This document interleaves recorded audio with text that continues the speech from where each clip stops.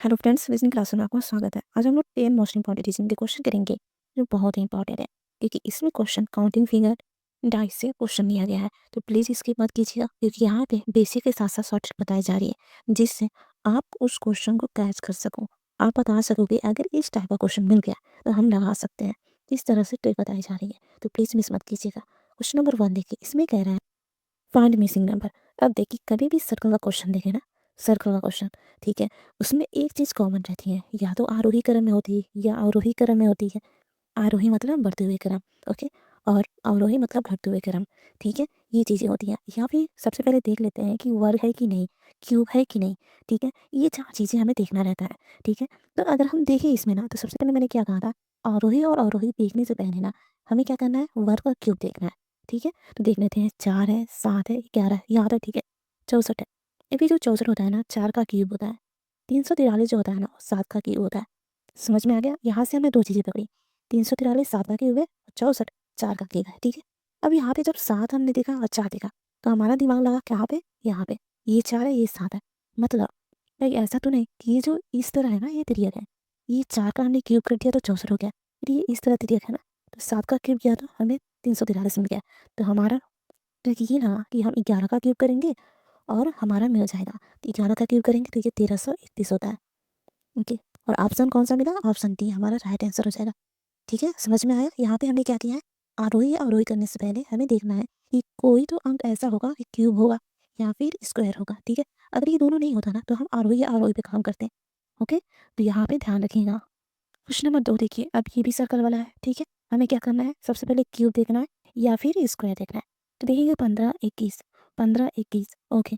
तो ये क्यूब नहीं है ना स्क्वायर है। 27 27 3 का क्यूब हो सकता है, लेकिन आगे कुछ मिल नहीं रहा है, ठीक है। तो हमें नहीं पता चलेगा कि यहाँ पे क्या लग रहा है, ठीक है। तो ये जो है ना, ये गलत हो गया। तो अब नंबर आया आरोही या अवरोही क्रम में।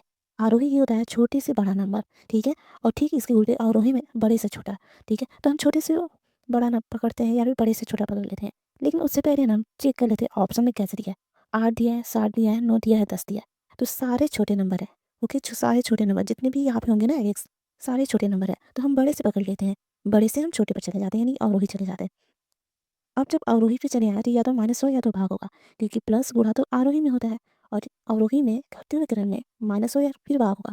भाग तब होगा जब नंबर का जो गैप होता है ना, ज़्यादा होता है, तो हम आसान बनाने के लिए भाग का उपयोग करते हैं। लेकिन यहाँ पे देखोगे ना, तो नंबर ज़्यादा नहीं है।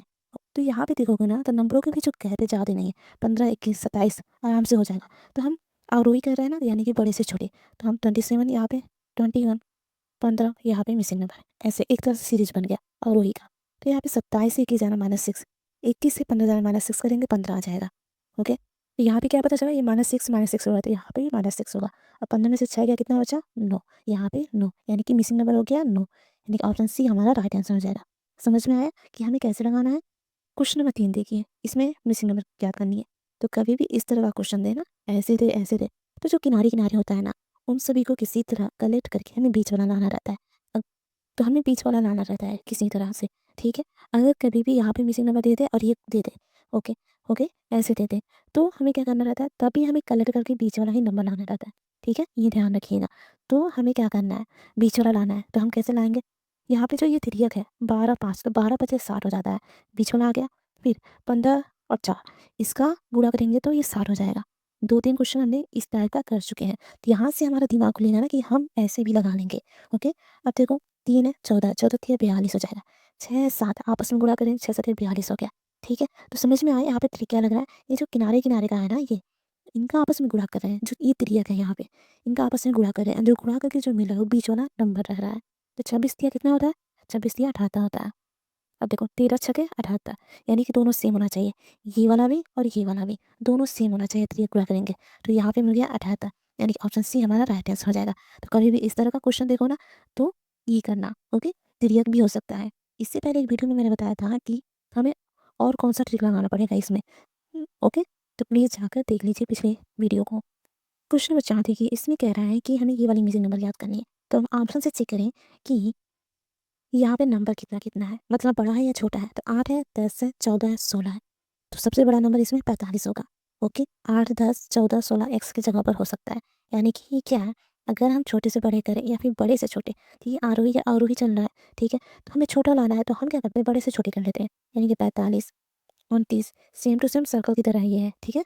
21, 17, 15 और यहाँ पे मिसिंग नंबर हो गया, ठीक है? तो यहाँ पे पहले ही बताया था कि यहाँ पे क्या ज़्यादा गैप नहीं है, तो हम माइनस लगा सकते हैं। तो 45 में से 29 गया, तो ये हो जाएगा 45 माइनस 16 करेंगे ना, तो 29 आ जाएगा। फिर 29 से 21 जाना है, तो 29 माइनस 8 करेंगे, 21 आ जाएगा। 21 से 17 जाना है, तो -4 करेंगे, 21 माइनस 4 17 हो जाएगा। फिर 17 से 15 जाना है, तो 17 माइनस 2 करेंगे, 15 हो जा रहा है। तो यहाँ पे चल कैसे रहा है, -16, -8, -4, -14, यहाँ पे भी माइनस होगा। 16, 8, 4, 2 यानी कि इसका आधा 16 का आधा 8, 8 का आधा 4, 4 का आधा 2, 2 का आधा कितना होगा? 2 का आधा 1 होगा, ठीक है? 2 का आधा 1 होगा, तो यहाँ पे -1। अब 15 में से 1 घटाएँगे कितना होगा? 14 यानी कि x बराबर हो गया 14 यानी ऑप्शन सी हमारा, तो 14 हमारा राइट आंसर हो जाएगा, ठीक है? क्वेश्चन नंबर 5 देखिए, इसमें कह रहा है दिए गए आकृति में मेरठ और उत्तर प्रदेश को दर्शाता है। ये आरआरबी एनटीपीसी में क्वेश्चन पूछ चुके हैं। तो मेरठ और उत्तर प्रदेश को दर्शाता है।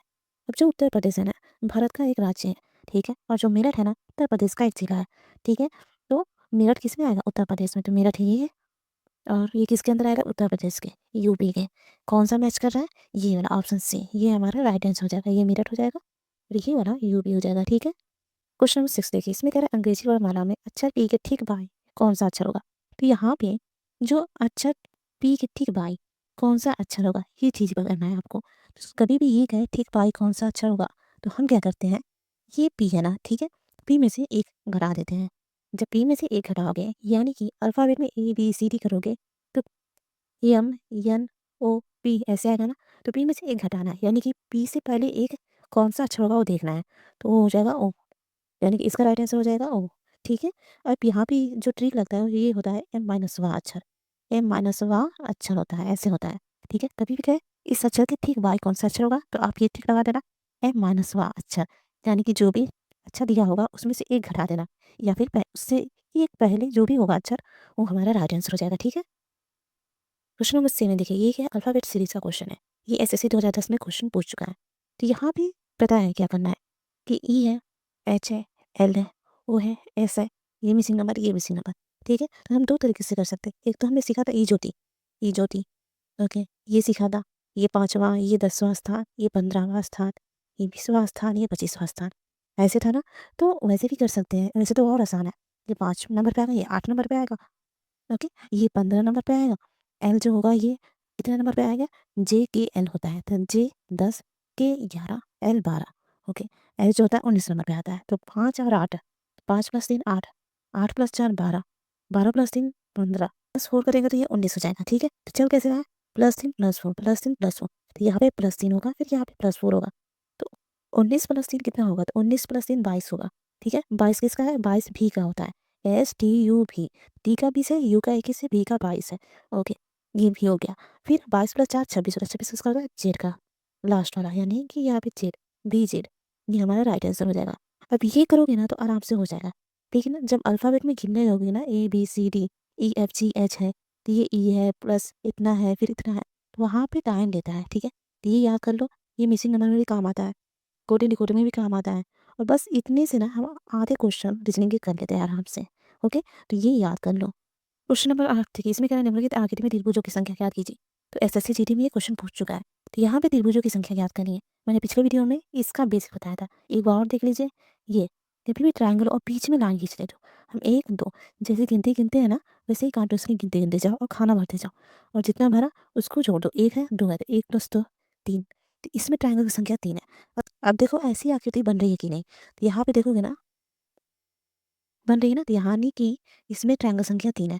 फिर सेम अगर हम इधर देखें, कि ये भी बन रही है, तो 3 है। तो 3 3 6। ओके, अब एक और देखिए, एक और ये है। इसको लो और इसको लो। फिर सेम इसी तरह यहाँ पे भी। इसको लो, इसको लो। तो 6 7 8 8, फिर यहाँ पे 9, फिर यहाँ पे 10 10 हो गया। अब यहाँ पे देखो, ये इसको लो और ये इसको लो। 11 हो गया ना? ठीक है। अब देखो ये पूरा, पूरा जितना भी पूरा है ना, इतना हो गया, 12 हो गया। यानी इसमें ट्रायंगल की संख्या 12 है। समझ में आएगा कैसे-कैसे किए हैं? ये वाला बस बेसिक समझ में आना चाहिए, ठीक है? ऐसी आकृति में ना हमें फ़ौरन देख लेना है कि इसमें 3 है, इसमें 3 है। फिर ये बचा, कितना हो गया? 7 हो गया। फिर ये बचा 8 हो गया, फिर ये बचा 9।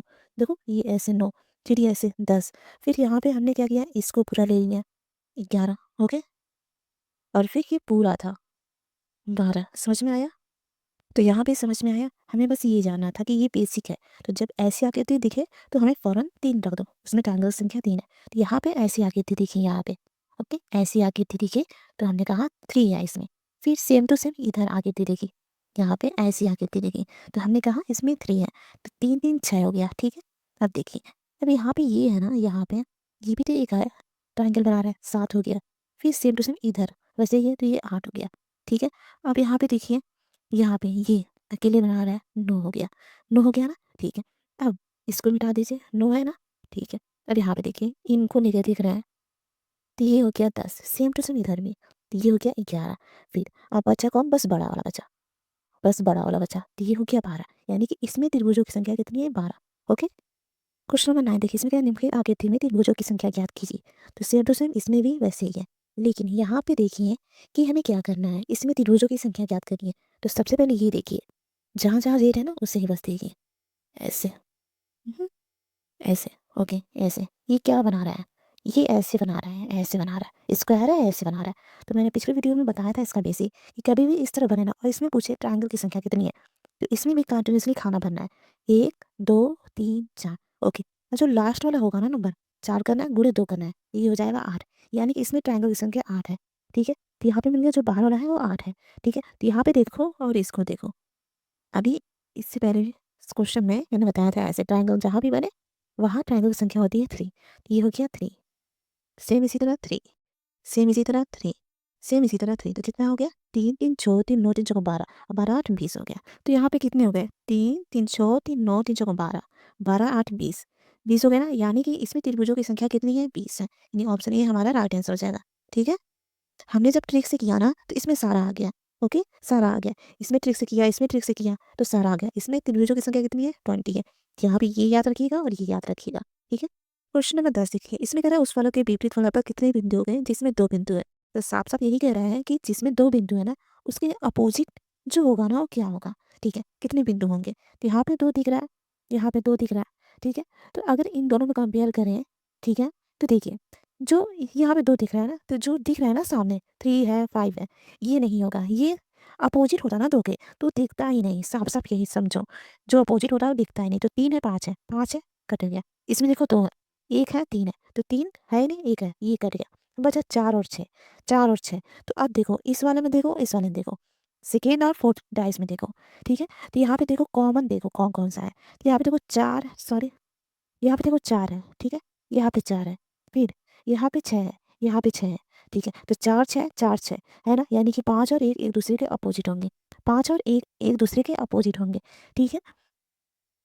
तो यहाँ पे भी नहीं पता चल रहा है, तो अब हम क्या करते हैं, इसमें देखते हैं, इसमें देखते हैं, थर्ड वाले में और फोर्थ वाले में। तो कॉमन क्या है, एक है, एक है, यहीं से स्टार्ट कर देते हैं। इधर से करो इधर, तो यहाँ पे भी इधर, इधर से करो इधर, फिर यहाँ पे भी इधर। यानी कि एक के, अगर इसमें देखें 1 फिर 2 जा रहा है, फिर 3 जा रहा है, इसमें देखें 1 1 से 6 जा रहा है, 6 से 4 जा रहा है, ठीक है। तो यहाँ पे क्या था हमारा, 2 के अपोजिट निकालना था, 2 के अपोजिट यहाँ पे मिल गया। ये दोनों क्या होते हैं, एक दूसरे के अपोजिट होते हैं। तो 2 के अपोजिट 6 और 6 के अपोजिट 2 है, यानी कि ऑप्शन डी हमारा राइट आंसर हो जाएगा, ठीक है।